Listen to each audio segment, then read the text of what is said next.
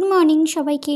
সকাল সকাল ঘুম থেকে উঠে সমস্ত কাজ কমপ্লিট করে ফ্রেশ হয়ে চলে এসেছি নিচে আসার পর রাত্রিবেলাতে ছোলা ভিজিয়ে রেখেছিলাম, সেই ছোলাটাকেই আমি এখন ধুয়ে সিদ্ধ বসাবো। আর এখানে দেখলে ময়দাটাকে মেখে নেব।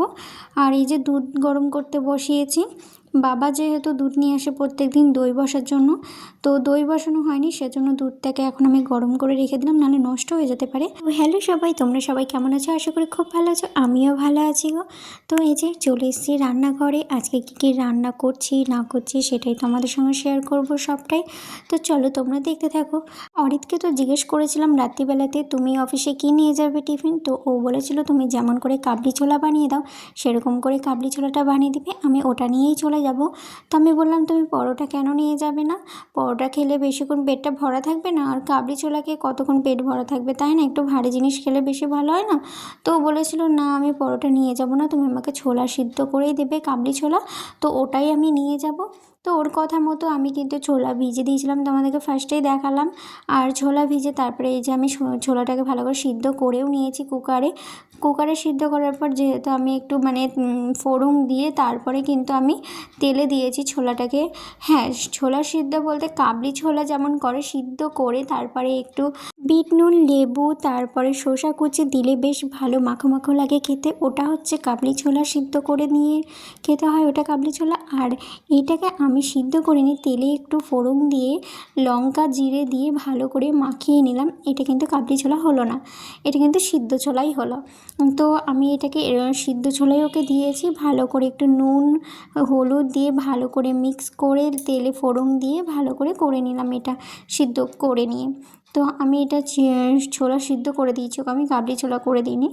তো যাই হোক, তারপরে একটু দেখলাম নুনটা কম হয়েছে, তারপরে একটু আমি নুন দিয়ে দিলাম, তারপরে ভালো করে নাড়াচাড়া করে তারপরে আমি এটাকে নামিয়ে নেব। তো এই দেখো আমার কিন্তু ছোলা সিদ্ধ কমপ্লিট হয়ে গেছে, এবারে নামানোর পালা। তো এবার আমি ছোলাটাকে নামিয়ে নেব বাটিতে। তারপরে কিন্তু আমি দুপুরবেলা রান্নাটা বসিয়ে দেবো, নাহলে কিন্তু অনেকটা লেট হয়ে যাবে। আর ওকে তো আমি বলেছি তুমি একটু করে পারলে ভাত খেয়ে যাবে, যেহেতু আমি ভাতটাও আমি সকাল সকাল করে ফেলি এখন। ভাত ডাল একটা ভাজা বা আলু সিদ্ধ এগুলো আমার কমপ্লিট হয়ে যায়, যদিও খেয়ে যায় একটু। আমি তো কদিন একটু খাইয়ে দিচ্ছিলাম, তাও একটু দুবার হলেও খাচ্ছিল। আর এই যে দুদিন ধরে আমি খাইয়ে দিচ্ছি না, জোর করি যে খাও খাও, কিন্তু কিছুতেই খাই না। তো জোর করলেও খাই না যখন, তাহলে তো আমার কিছু করার নেই, তাই না? আর ওর জন্যই আমি সকাল সকাল এত সকালে উঠে রান্না বান্না সমস্ত কিছু কমপ্লিট করে ফেলছি। কিন্তু ওর নাকি সকালবেলাতে খেতে নাকি ভালো লাগে না, শুধু চাটা খায়, চাটা খেয়ে স্নান টান করে তারপরেই ধরো চলে যায়। কতবার বলি কিছুতে খায় না, কিন্তু না খেলে তো কিছু করার নেই, তাই না? জোর কত করবো, ছোটো তো না যে খাইয়ে দেবো, বড় হলেও অনেক জোর করি তবুও খায় না। তো যাই হোক, তো শুধু টিফিনটাই নিয়ে যাই অফিসে, ওই টিফিনটাই খাই, যখন খুব খিদে পাই তখনই বলে খেয়ে নাইও।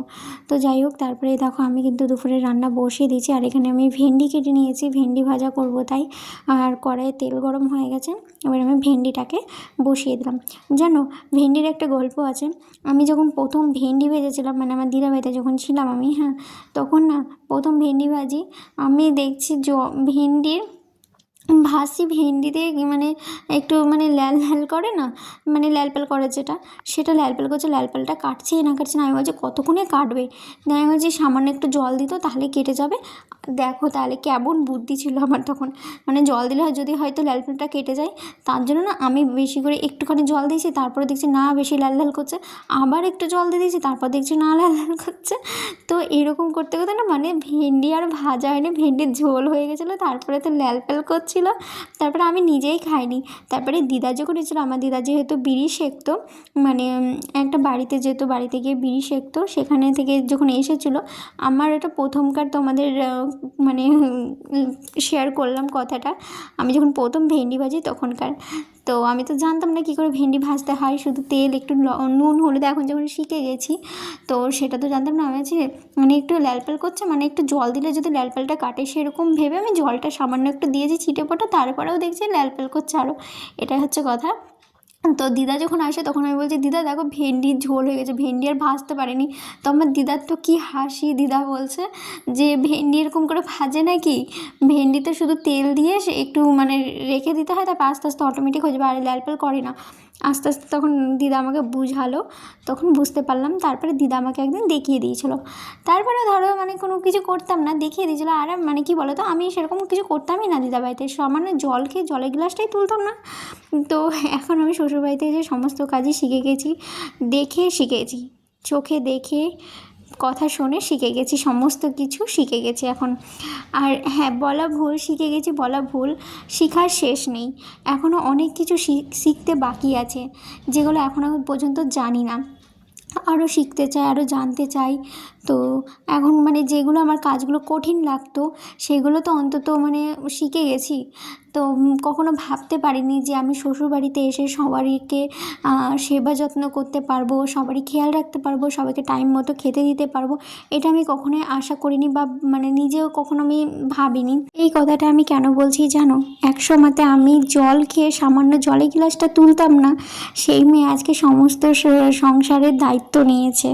তো সেজন্যই বললাম, কথাটা শেয়ার করলাম।